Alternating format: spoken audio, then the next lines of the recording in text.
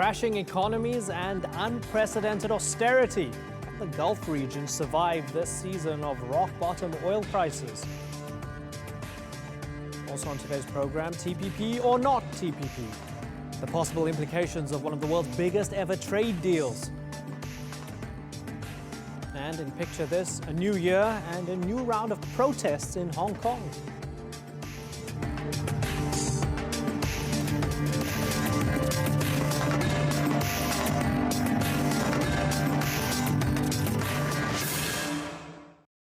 Hello and welcome to the Newsmakers with me, Imran Garta. Drowning in a sea of oil, Saudi Arabia's plan to flood the market appears to have backfired. Riyadh had hoped low prices would kill off the shale industry in the US, an industry that threatens global reliance on the OPEC cartel. But instead, Saudi's economy appears to have borne the brunt of the backlash. Among its neighbors too, from across the United Arab Emirates to Bahrain and beyond, will low oil prices and depleting supplies of cash mean today's newsmakers, the Gulf economies, can still afford to give their citizens the type of comforts they've long been accustomed to? Or are they on the verge of massive changes ahead? Ashraf Helmi reports.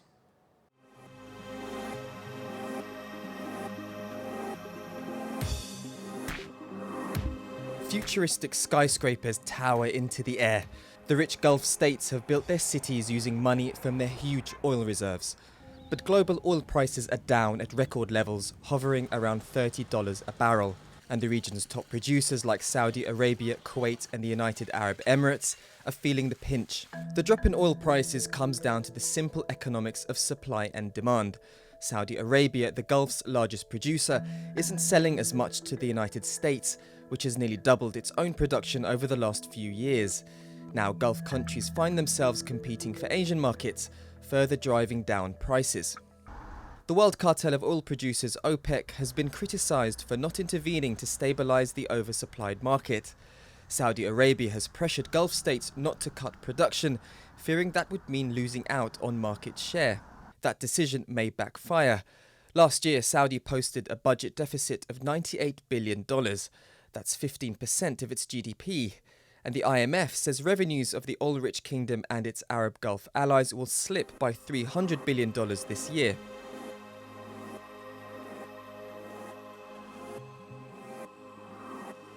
Dubai has had some success in diversifying its economy away from oil. The emirate has a strong tourism sector and is a key global hub for shipping and air travel. But like the rest of the Gulf, it's been hit. Some subsidies have been cut, and there's even talk about introducing corporate tax and VAT. I do think we are seeing a serious transformation and transition in the Gulf, where after decades of kind of saying that they know they need to diversify their economies and transition away from oil, I think this shock has kind of prompted at least the beginnings of significant steps in that direction. But I think it's going to be a drawn out and difficult process. But Gulf states seem to be sticking to the same policy. They're worried about their regional rival Iran, now coming in from the cold after decades of sanctions. Tehran wants to increase production as it joins the international market. Saudi Arabia, which is comfortably sitting on a $600 billion sovereign wealth fund, isn't ready to cut production and give up its market share. The politics behind this crisis could mean the big oil-producing countries of the Gulf might be willing to ride it out, even if that signals difficult times ahead. Ashraf Helmi, the Newsmakers. Well, joining me now from the United Arab Emirates is Sultan Al-Qasimi, a commentator on Arab affairs, and from the UK, Adil Malik, who's a political economist at the Oxford Centre for Islamic Studies. Gentlemen, thanks both of you for joining us. Adil Malik, let's start with you. You wrote the piece, "The Gulf Economies Coming Meltdown." You hung a question mark at the end of it, so I wonder, do you think it's coming or not? Well, I mean, it was clearly a title chosen by Foreign Affairs, who like to sensationalize things. I don't think a meltdown is imminent within the next 5 to 7 years, but as your documentary suggested, these are going to be very tough times. You're not thinking about business as usual, and there's going to be some error correction. And I think, although there's no imminent meltdown because they have the foreign resources in the sovereign wealth funds, that could allow them to ride through. But there's some real pressures on the ground.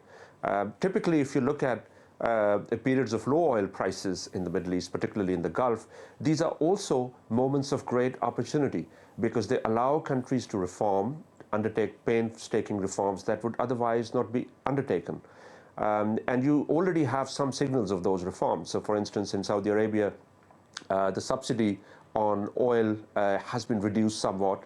There have been drastic reforms to the urban housing. You know, the idle land now is taxable, and much of that land is held by connected elites and the royal family. So clearly there are some concessions being made, and as a political economist, I see it as a moment of opportunity that might persuade rulers to consider, broach important subsidy reforms, spending reforms, diversification, which otherwise would not have been undertaken. Yeah, let's talk about those opportunities. It's a time of pressure. Yeah, let's talk about those opportunities. Sultan Al-Qasimi, let's go to Sultan. Sultan, you wrote, your piece was entitled The Gulf's New Social Contract.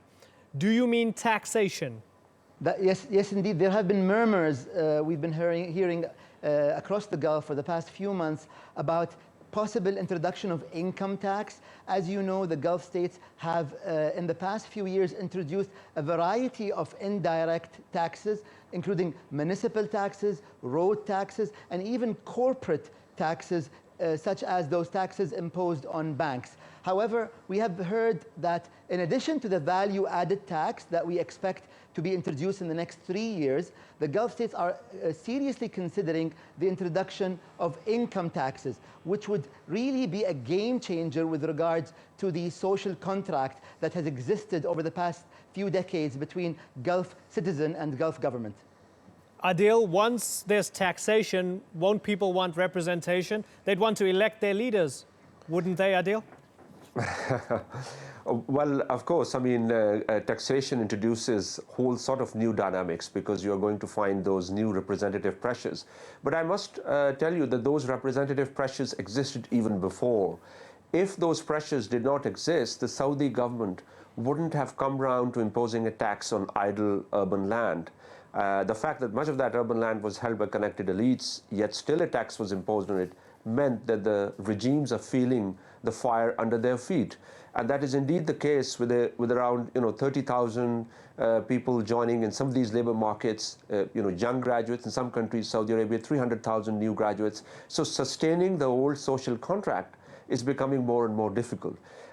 In the short term, it might not inspire huge protests or a genuine revision of the social contract, but I think incrementally it can introduce very creative sources of new reform. Sultan, not every country has responded in exactly the same way to the pressures brought upon by the low oil prices and the fact that they've had to dip into the reserves.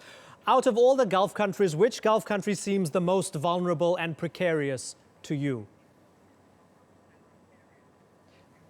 Well, the country that has dipped the most into its assets is Saudi Arabia, which sold over $100 billion in 2015. I think Bahrain, for instance, which also depends on Saudi largesse, is also quite vulnerable. On the other hand, you have Qatar, which is possibly the least vulnerable because of its quite relatively small population. Let's look for a second at some of the peripheral issues, Sultan. Daesh and their attacks, sectarianism in the region. Is the economic uncertainty giving those issues fertile ground to grow within? So as I argue in my article, although the Gulf social contract has dependent largely on no taxation, no representation, I believe that because of the risk of these extremist groups, ISIS and Al-Qaeda, Gulf citizens might stomach and accept a sort of taxation if the governments provide security services for them. If the government guarantees their livelihood and their security and safety, they might accept that. And in addition to that, indeed, the potential for a rise in unemployment could, in fact, drive more people into seeking opportunities elsewhere. And unfortunately, these opportunities might lead them into some extremist groups. Adil, does that sound reasonable to you? Well, I mean, I think in principle, yes, there is talk of more taxation, but one of the things we haven't talked about is growing reliance on foreign bond markets and debt markets. Because you are talking about a region which after the low oil prices, after the high oil prices in early 2000s, actually paid off all its debt. So you're talking about countries that have extremely low levels of public debt. So that means they're a very attractive proposition for global debt markets. And as a matter of fact, just 2 days ago, there was a decision by the Omanis to tap into that market. So they're going to issue about $1.56 billion of Eurobonds, which is on top of $1 billion that they're going to borrow, they've already borrowed. So essentially, there is another cheap option before they go down the taxation route, which is to borrow more. Now, I agree with Sultan that it has its limit as well, and the fact that there is growing talk of taxation is a great thing. As far as the Daesh threat is concerned, I mean, so far, militarily, I don't think Daesh are in a position to impose a real threat to Saudi Arabia and others. The boundary, there's no vacuum of armed forces. The centralized structures of authority are still very much in place. They tend to rise more in vacuum. But I agree that to the extent that there is a lot of latent conflict that is arising from a failing social contract, it's not a position that one could easily sit back. Sultan, many of the Gulf countries were unhappy at the Iran deal that brought Iran back in the game and made them flush with cash. Are they seen as a threat or as an opportunity now, a couple of months down the line after the Iran deal? Well, it's a mixed bag. Most Gulf states, I think, view the Iranian deal as a potential dangerous development because they are worried that this $100 billion cash bonanza that Iran is getting its hand on might find its way into militias in Lebanon, in Iraq, in Yemen, and of course the Syrian government. And on the other hand, there are economic opportunities that are undeniable that certain cities and countries in the Gulf might benefit from, including Dubai, but including also Oman, that we've seen Iran try and expand the economic links with Oman. They just opened a direct shipping lane that didn't exist before. So it's a mixed bag of between, I think, threats and opportunities. Sultan, many of the countries in the region are drowning in these sorts of mega bureaucracies. Is this an opportunity to streamline those bureaucracies? Certainly. So these countries, first of all, have huge sovereign wealth funds in the hundreds of billions of dollars. We have noticed that they have also tried to be more efficient with the use of their funds. Saudi Arabia, as your report indicated earlier, their budget deficit was $98 billion in 2015. They estimated to go down by $12 billion this year to $88 billion or so. So they're becoming more efficient in the way that they're spending the money. This is also an opportunity for them to cut down on unnecessary expenditure and I think tighten and make their expenditure more efficient. Adil, if you were called into the room by all the finance ministers, Saudi, Emirati, and others, they called you in the room and said, hey, we have 10 seconds, give us one piece of advice to make things better. What would that be, Adil? It would be a new merchant equilibrium in the Middle East, where the fate of the ordinary people in the region is tied with the sea rather than the state, which means you need to emerge, you need to have new patterns of trade. And for that, the leaders need to give a concession to the private sector and allow the autonomous growth of the private sector, which many of them feel as a threat. Okay, Sultan and Adil, it's been great food for thought. Thank you very much for joining us.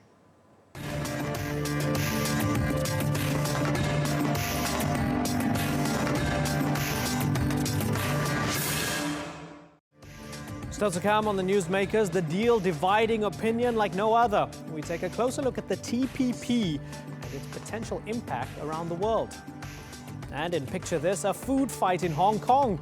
How a row over unlicensed street stalls turned into all-night protests.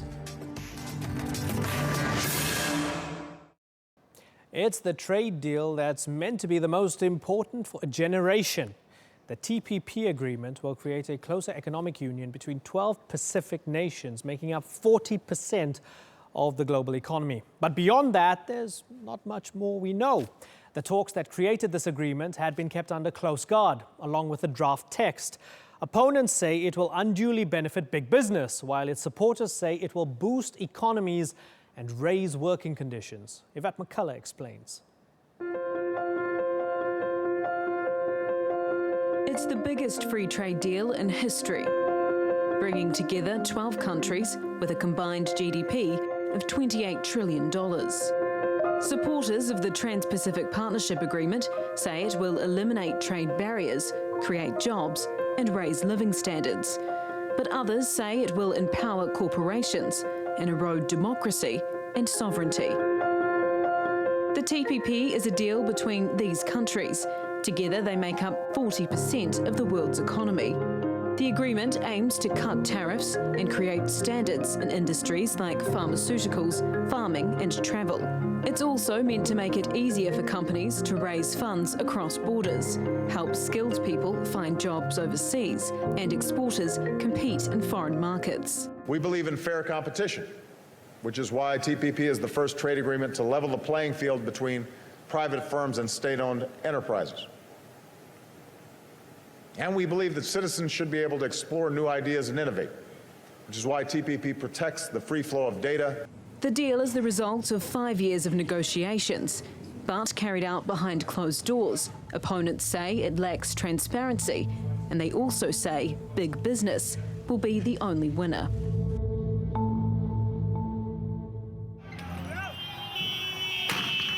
Protest against the TPP agreement has been loud and widespread. One of the biggest concerns is the deal could stifle competition and reduce access to medicine. It will impose a data protection period of 5 years on certain drugs to stop people copying and making cheaper versions. Peru, Vietnam, Malaysia and Mexico currently have no such data protection rules. The agreement also allows foreign corporations to challenge federal, state and local laws in every member country. Opponents say government sovereignty will be at the mercy of corporate powers. Some economists also warn the real issue is this deal, valued at $295 billion, won't deliver on its economic promises, and that the TPP's risks far outweigh its advantages. While the agreement has been signed, each member country still has to get final approval back home. And until it's a done deal, protests are likely to continue. Yvette McCullough, The Newsmakers. Well, joining me now from Washington, D.C. is Dean Baker. He's the co-director of the Center for Economic and Policy Research. Thanks a lot for joining us, Dean. President Obama called it forward-looking, and he said that it sets new high ideals for trade and investment. You think is wrong. Why? Yeah, well, a couple things. First off, it's important to understand this really has very, very little to do with trade. Most of the countries in this deal already had trade pacts. For example, the United States has a trade pact with Mexico, with Canada, with Chile, with Australia. We already had trade pacts with these countries. So it does very, very little to liberalize trade. This is often referred to as a free trade deal. That has almost nothing to do with it. The tariff barriers in almost all cases are very small, the one exception being Vietnam. But it's not about that. What it overwhelmingly is about is putting in place a regulatory structure. And this is one that was designed by business. So the people who were sitting at the table were major corporations. You had, the financial sector, you had the drug industry, I'll come back to in a second. But you had major corporate interests that were trying to design a regulatory structure that they're trying to put in place and basically override national governments. Now, I was mentioning drugs. This is why it gets me so upset when people refer to it as a free trade deal. What we want with drugs is increased protectionism. We want higher tariffs, longer tariffs, stronger tariffs. We want people to pay more for drugs. This is protectionism. Now, I understand the argument, but protectionism always has a rationale. So this, in many ways, is a protectionist agreement. We're going to have people pay a lot more for their drugs among the 12 countries in the pact. It's not a free trade deal at all. You mentioned that one exception. It's by no means a small exception, Vietnam, bringing Vietnam into a free trade deal. And then if I add to that fairer labor practices, curbing trafficking, trying to end child labor. These are great things, aren't they? Well, certainly integrating Vietnam more with the other countries in the pact, I think, is a good thing.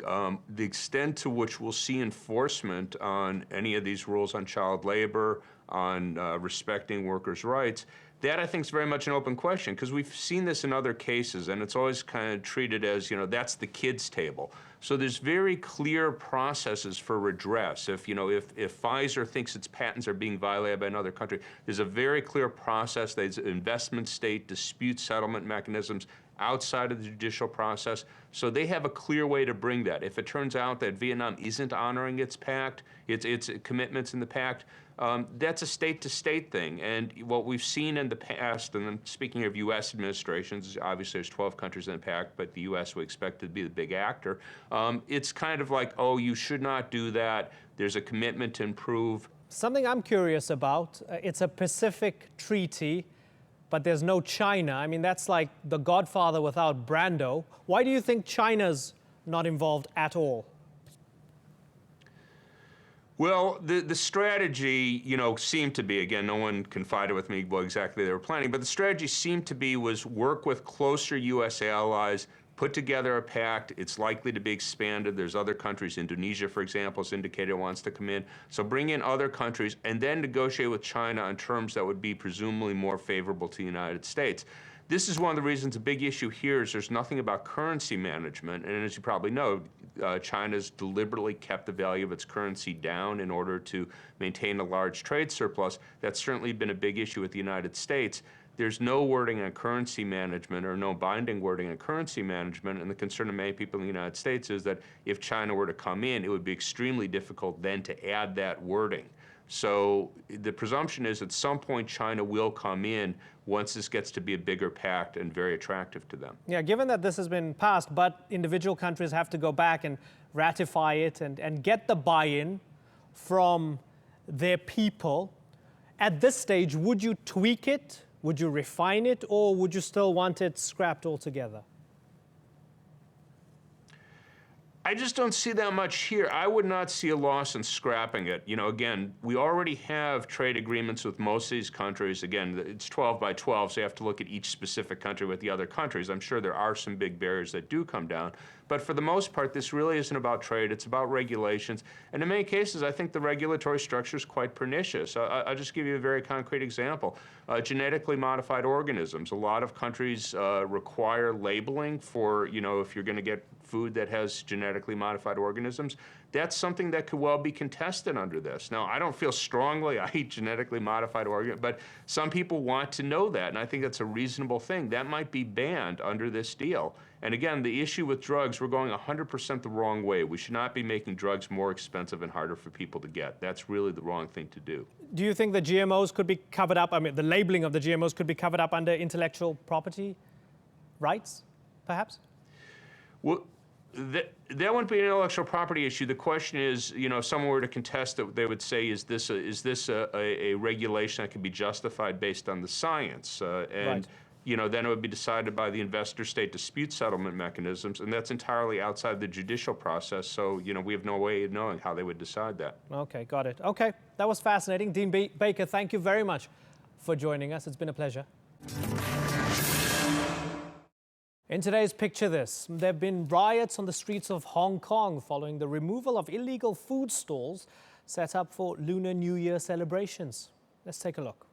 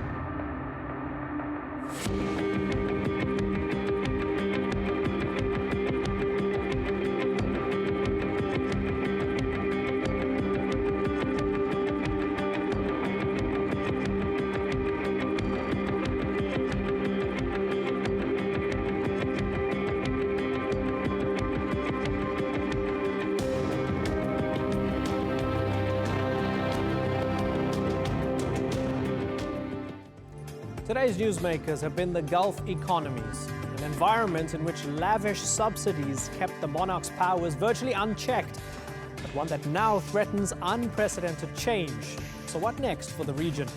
Can it do what so far has been little more than an afterthought and diversify its economies? Because one thing's for certain, in the land of oil, money is the glue keeping society together. You've been watching this edition of the Newsmakers with me, Imran Garta. As always, thank you for watching. Bye-bye.